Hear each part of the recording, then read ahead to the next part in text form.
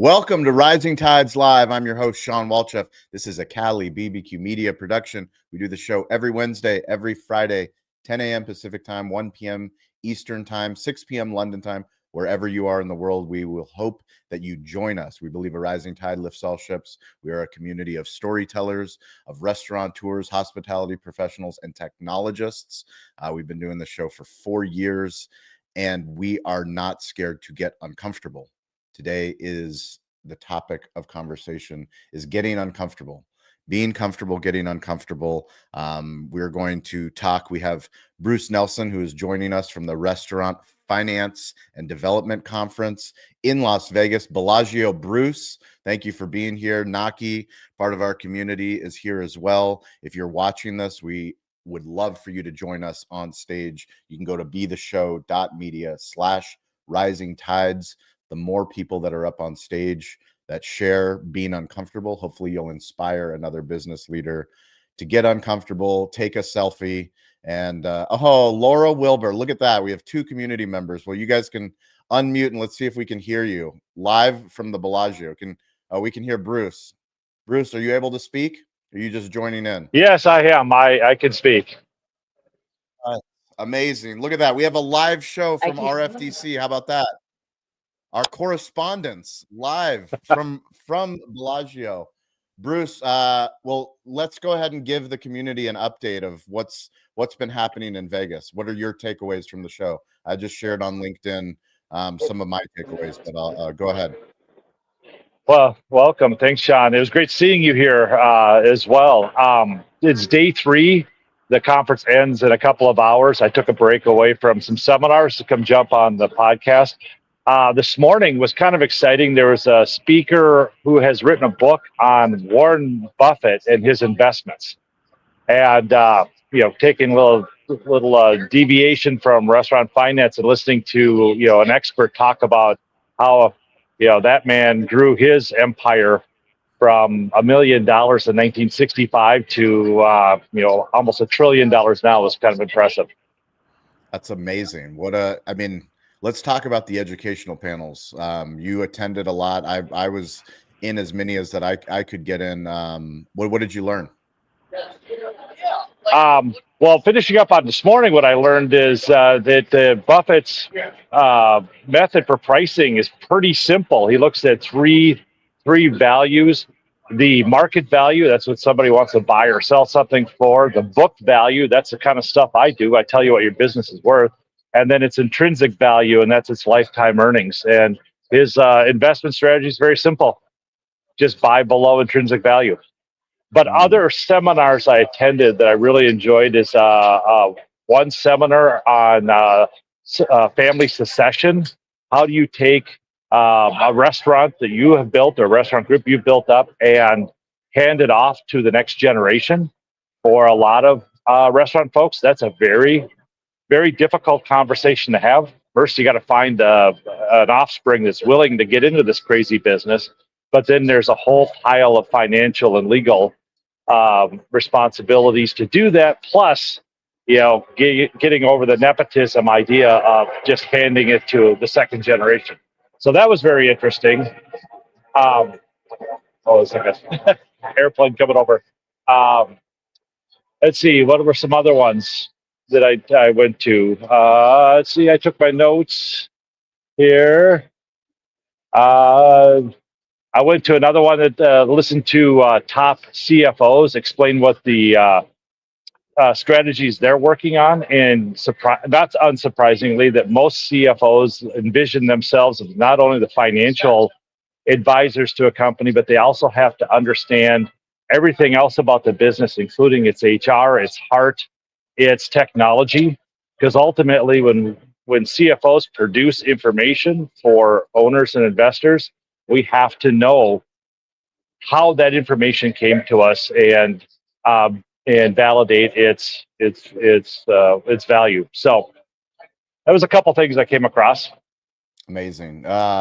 Did you get uncomfortable at all? Was there any time where you were outside of your comfort zone? I don't know, Shawn. I'm outside my comfort zone about every day, to the point where I don't even think about it anymore. I mean, you're live streaming from the Bellagio, so there's benefit in that, which I love. Yeah.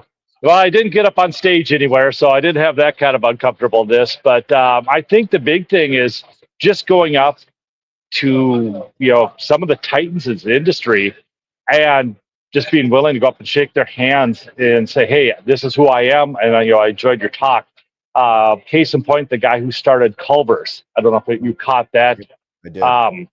Yeah, he's from Wisconsin, and his story parallels mine. I mean, I started in this business, because my father was in the restaurant business.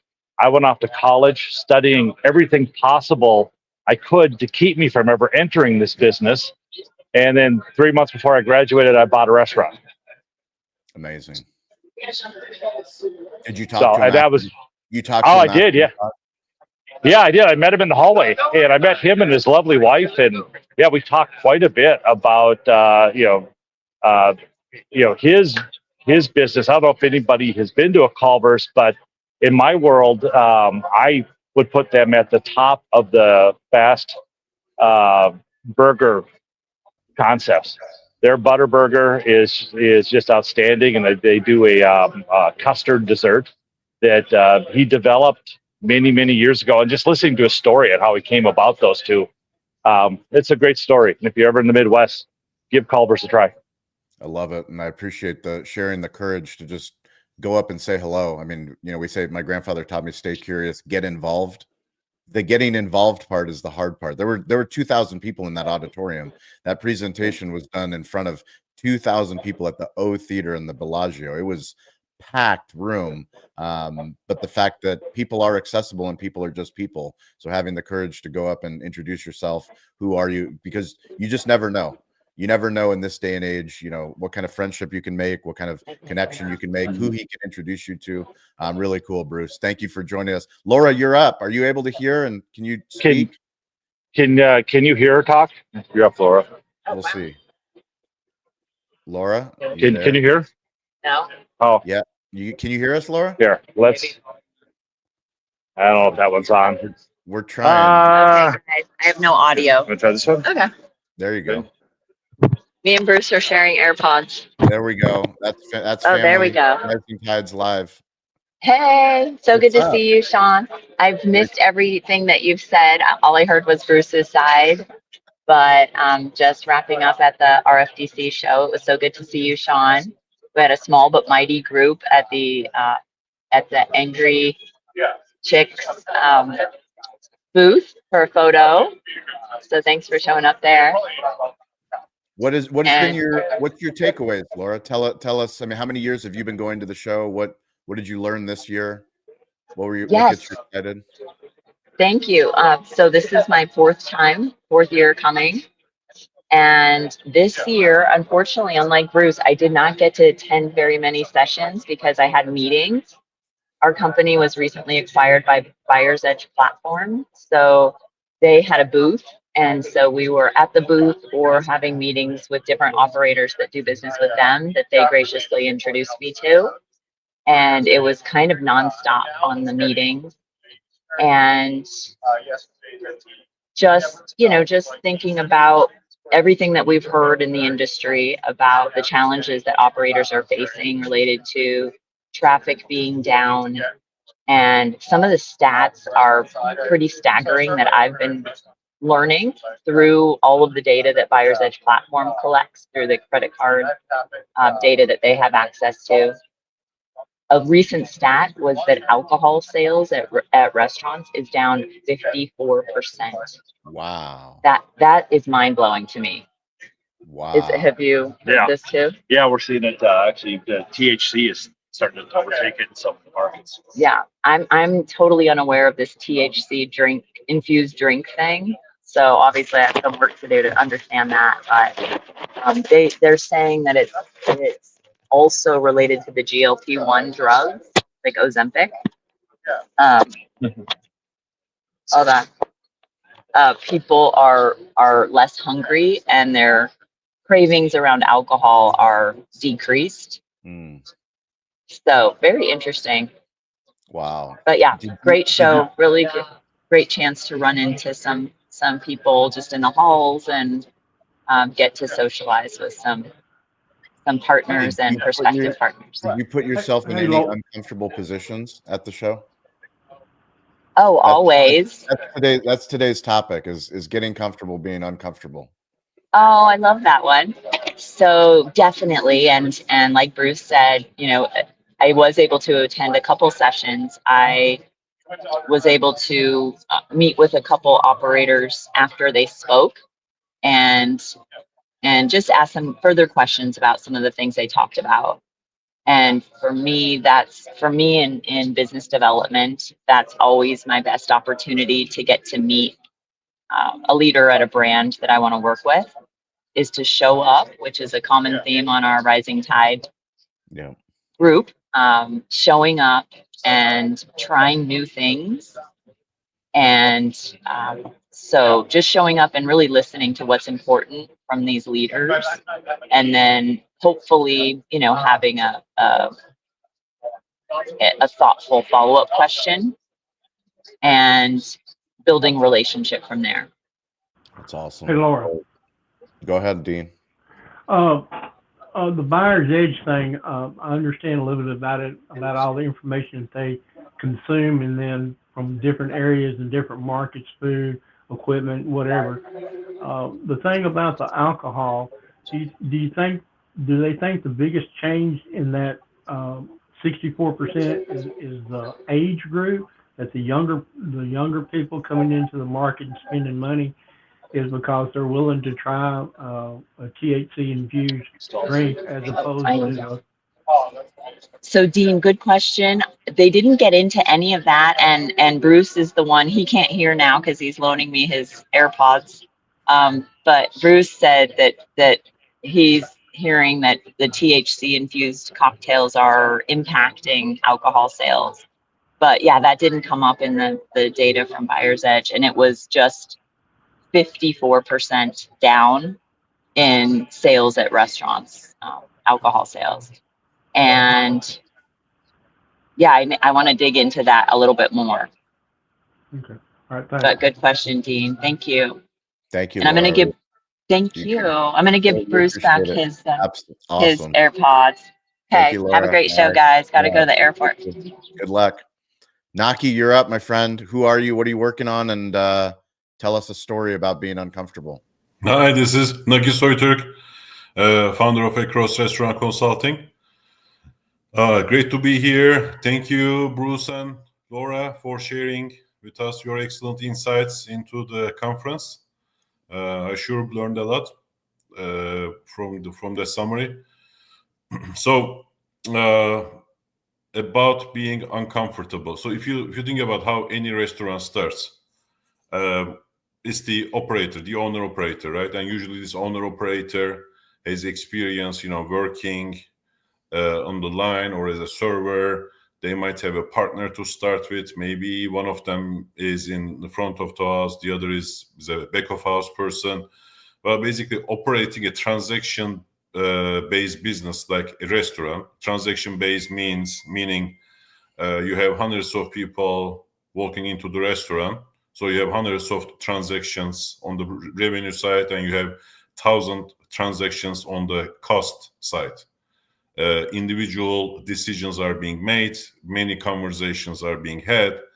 In a business like this, which is you can really pinpoint on any single transaction, it's very hard to do that. But it's the result is the hundreds or thousands of transactions happening every single day. The downside of that is for those two founders, or maybe for one founder, it's impossible for them to have a strong grasp on what is really happening in their restaurant. That's why many restaurants that we see as like shining stars usually started with a super strong niche to be able to give them that leeway, maybe 6 months, maybe a year, until they hire the people that they need to close that skill gap. and the other ones who the silent majority that we don't really hear from, those like 1, 2, or 3 units that's been there for 30 years now, operating, family businesses. They probably cherished on that family, and then the value that they provided to the community, right? Basically, community relationships. It may not be the excellent food, but it's the family values, being part of the community and whatnot. Running a restaurant is a multi-skill business, and thus when you step in as an owner operator, like, you need to understand how each component works. Are you leasing your equipment, or are you going to buy, right? You need to know procurement, for example, right? And it's not just enough that you go to like 2 or 3 distributors, say like, this is the list that I purchased, right? So it's about making incremental improvements every single day, and hopefully across the board making these improvements. It's not just, on the sexy creative side. Opening a new restaurant, so you have one restaurant that's doing okay. Opening the second restaurant is basically getting out of your comfort zone, because you may or may not know the new neighborhood as well as the first one. You are taking a chance, right? Your concept may or may not work in this new neighborhood. Are you going to be able to find the employees? Is that lease a good lease? How much money you will spend on the renovations? It's super expensive, right? How are you going to finance that? Usually a lot of these things happen with gut feelings, even like investment budgets. And whether you will have, what I see is, even in the multi-million-dollar restaurants, the $8 million budget, nobody has money like $9 million in the bank, or like you have a loan secured before you start, right? You have like $2 million and a lot of hope that you'll be able to find investors and such to build that restaurant. So it's running restaurants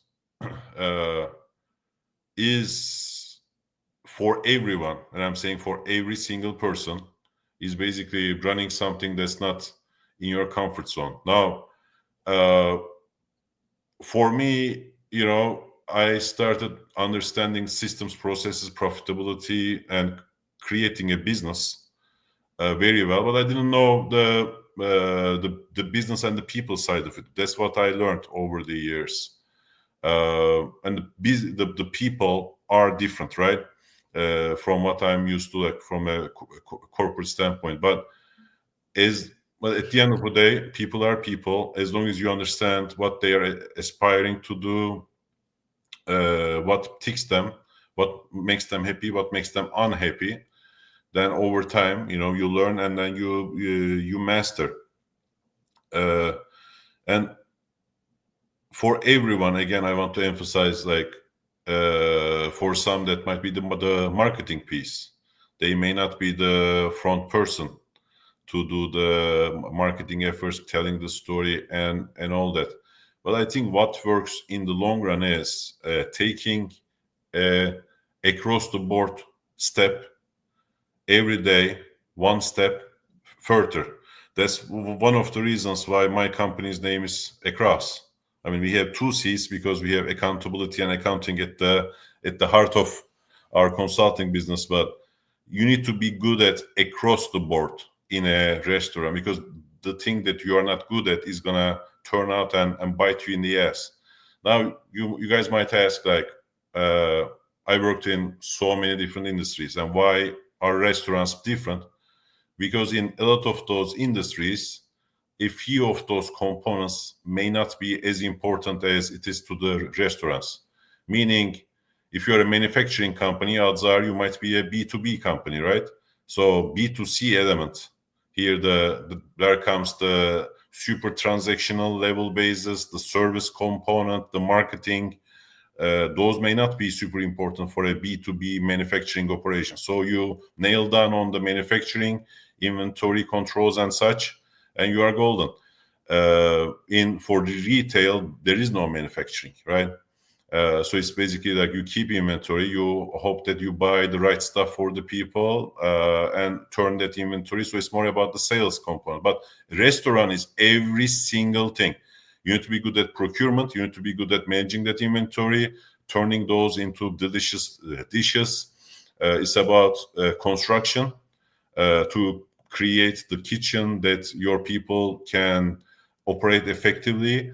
From a front of the house standpoint, that front of the house reflects your concept. It wows people, but still feels like a home to them.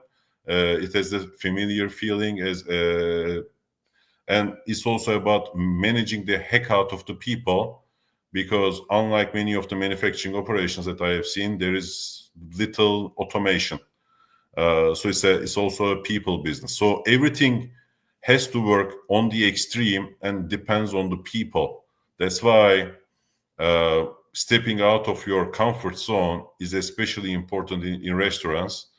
And I think one way is that I think a leader should know everything, not at the level that maybe the expert knows, but you need to know a little bit of everything, and your concept super well, and then a little bit of everything, in order to be able to hire the right people, the experts, and then run those people. Which means that maybe learning things that aren't really in your comfort zone, the things that don't excite you. And most of the times it's basically what I do, right? Systems, accounting, processes, and how everything ties together. That's the unsexy part to a lot of the restaurateurs. Yeah, that's what I think. That's what I think about this subject. Appreciate it, Naki. Thank you. Eric, he's back. Word Kitchen in the house. What's going on, Eric? Man, I have missed the show. I have missed you guys. We missed you, man. How you doing? Short answer, getting better. Okay. Long answer, it's been a really hot mess of an ugly few months. We've had a whole lot of family stresses and medical issues, just one after another. And I have pretty much fallen off the radar by necessity. So I have a moment today. I'm trying to get plugged back in, and my alarm went off on my phone because I've had that alarm on my phone for over a year now. Awesome. Looked at my watch and went, I can actually get on the show today. Awesome. And then I looked at the title like, oh, I really got to get on the show now. Of course. Yeah. Because talk about getting out of a comfort zone. Shawn, the pusher Walchef. Yeah. is the one that did it. I tend to do that. Yeah, you really did, man. I had to take that dare from you, and I got on here when it was not video, and then the video thing happened, and more outside the comfort zone. And now everything else I'm doing, I've got another business brewing, and that's going to involve so much more social media effort.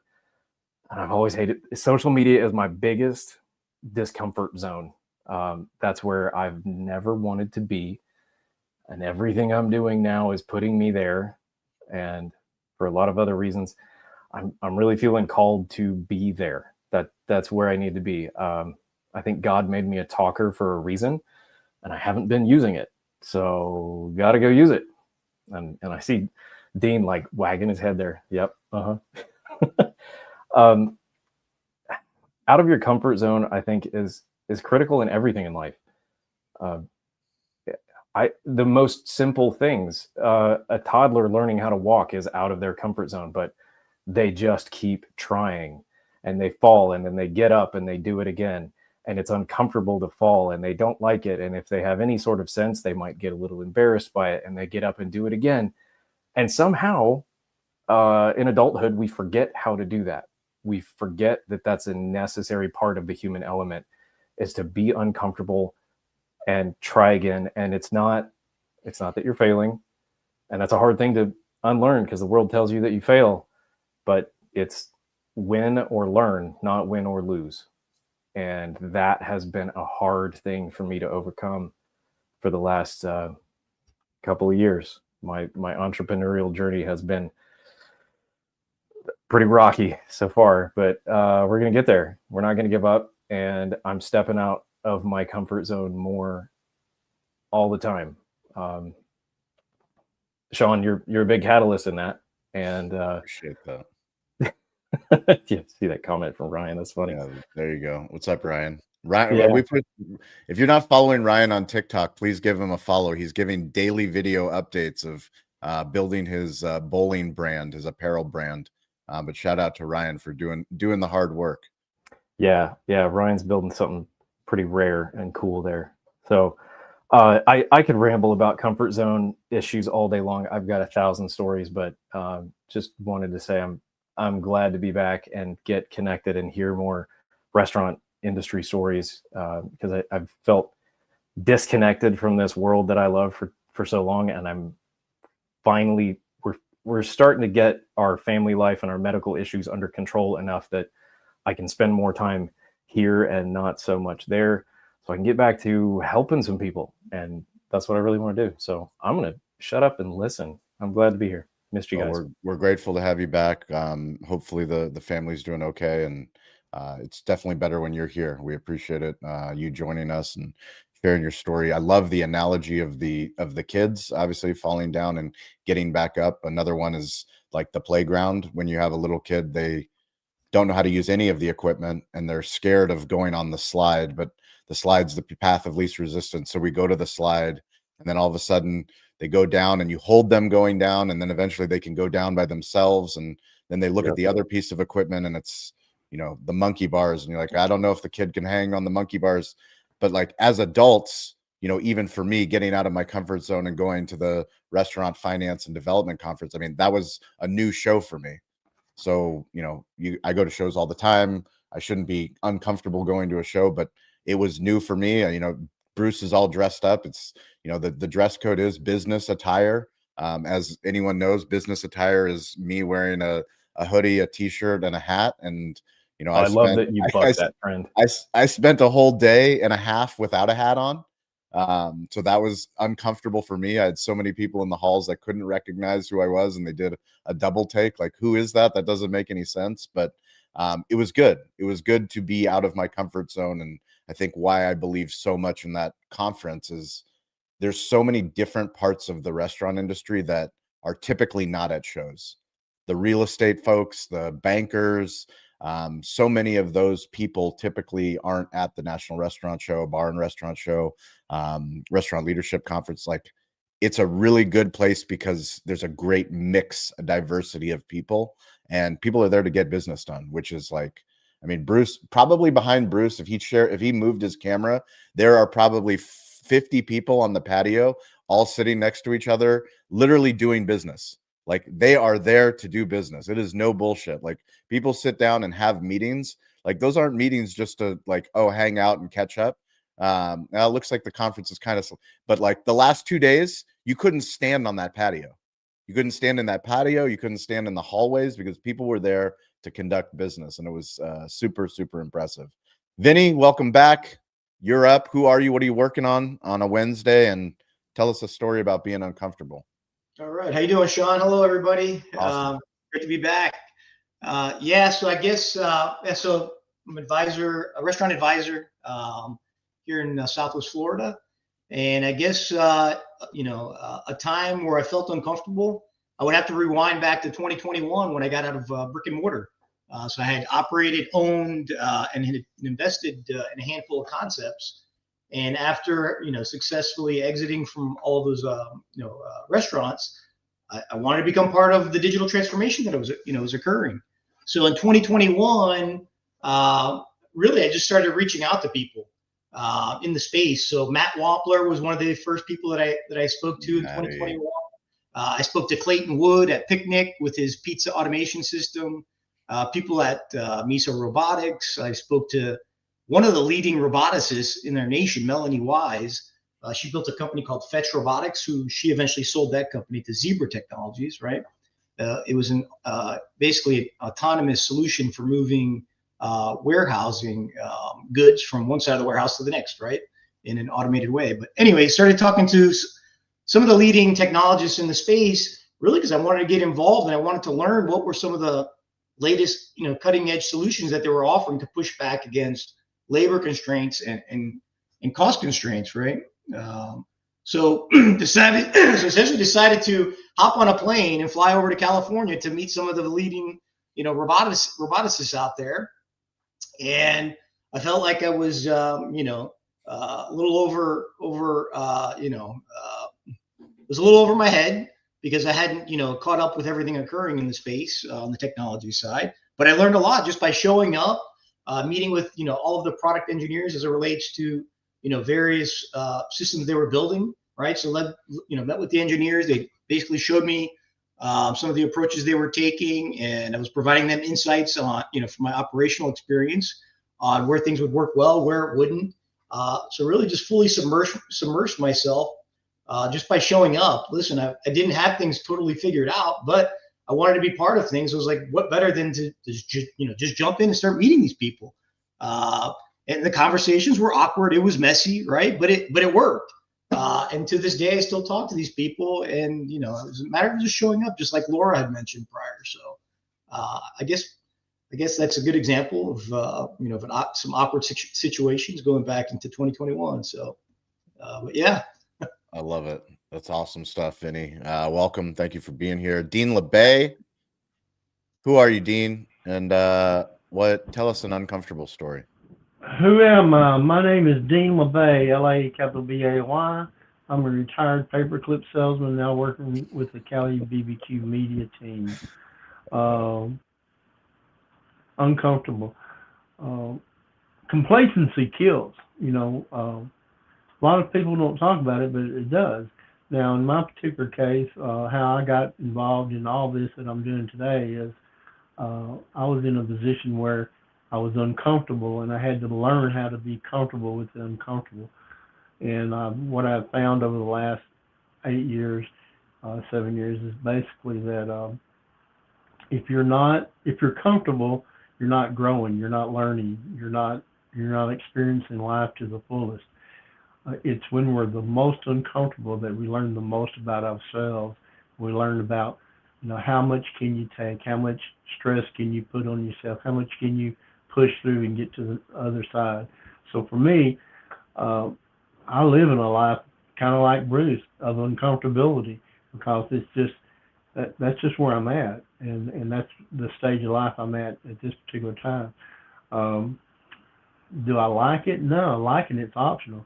You can like it or not like it, but the thing is, if you're not uncomfortable, I just don't think you're learning. I don't think you're growing. And for years, early in my particular life, I wanted to get to that point to where things would run by themselves. Well, it doesn't work that way. I wish it did, but it just doesn't. I was at a comfortable place in my life, and I thought my life was good, and then certain circumstances happened, and I became uncomfortable with where I was. And we started on Clubhouse, and I'm forever grateful because this has been the best 8 years of my life, and I'm living my best life today because of rooms just like this. So that's all I got, Shawn. Thanks. You're amazing, Dean. We appreciate you. Let's go ahead, get to Bruce live from RFDC, winding it down. Thank you for being here. Thank you for being a part of the community. What's your tip, takeaway, homework assignment? I think my takeaway is going to be my takeaway from the conference. When I first attended this 5 years ago, I was running a $50 million company, and I thought, this is where I should be. And when I showed up here and I started meeting other individuals that were running, 150 to 4,000 store chains, $100 million to $1 billion in revenue, I felt so insignificant, intimidated, and that I didn't belong. But if you walked around here and you talked to all these operators and you attend the seminars, you know what their top 3 questions they were trying to answer? Number 1, how do they get and maintain sales? Number 2, how do they retain their staff? And number 3, what tech should they invest in? That sounds awful lot like every one of us. And it was, when I realized that, the only difference between them and me is scale. And I realized I do belong here. Amazing. Great stuff, Bruce. Appreciate it. It was awesome spending time with you. Thank you for joining us from the show. Naki, what's your tip, takeaway, homework assignment? Continue to be uncomfortable, and what makes me uncomfortable is basically being in front of the camera. So keep on. I would like to. I know I've been saying this for the last 3 years, but make like my webinars, podcasts, all that kind of stuff more common side, and not overthink it. Here it is. Don't overthink it. Just hit publish. Eric Farrell, welcome back. Yeah, I hit the back button on my mouse. Oops. Tip, takeaway, homework assignment. Learn, try, fall down, get up, do it again. Don't stop. And if you know you're meant to do something, even if it's uncomfortable, just keep going. No matter how many people tell you no, and that's weird and that's crazy, don't do it. Just keep going, because you've got something you're meant to do. And it's going to be uncomfortable no matter what. But fear never made it go away. Awesome. Great stuff. Welcome back. Vinny, go for it. Takeaway, I guess, yeah, just get comfortable with becoming uncomfortable, because essentially you're growing your zone of influence, you're compounding knowledge. And I'll never forget this term that Warren Buffett used on an annual Berkshire Hathaway meeting.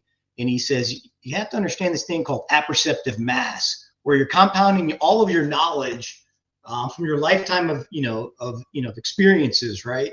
And then you get to a point when you've compounded all this knowledge, you kind of use it in a very pointed way to make some type of atomic change, as James Clear would put it, right?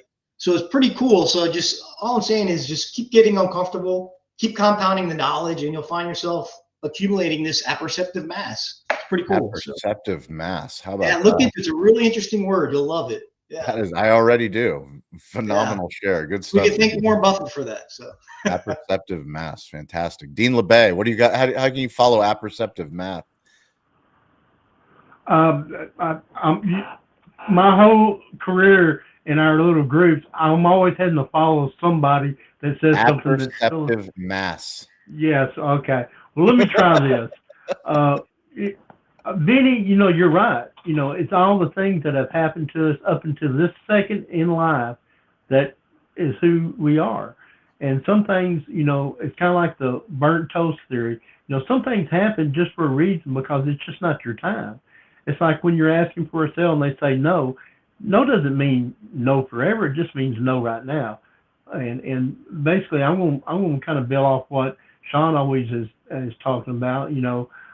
Nobody's coming to tell your story. I'm sorry. I wish there were people out there. They are not coming. If you do not tell your story, it will not get told. And if it does get told, it won't be told the right way, the correct way. And only you can tell your story.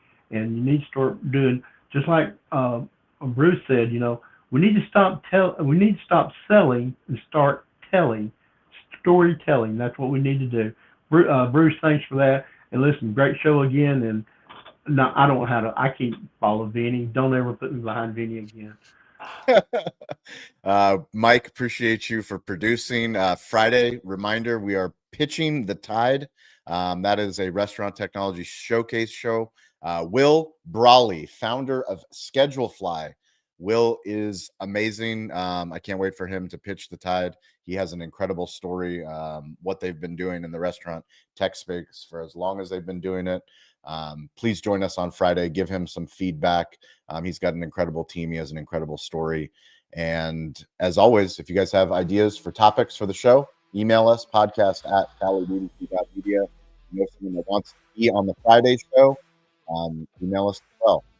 We are here. We are available, and bring a friend. A rising tide lifts all ships. Thank you, Bruce. Thank you, Naki, Eric, Vinny, Dean. As always, stay curious, get involved. Don't be afraid to ask for help. Catch you guys on Friday. Thanks, guys.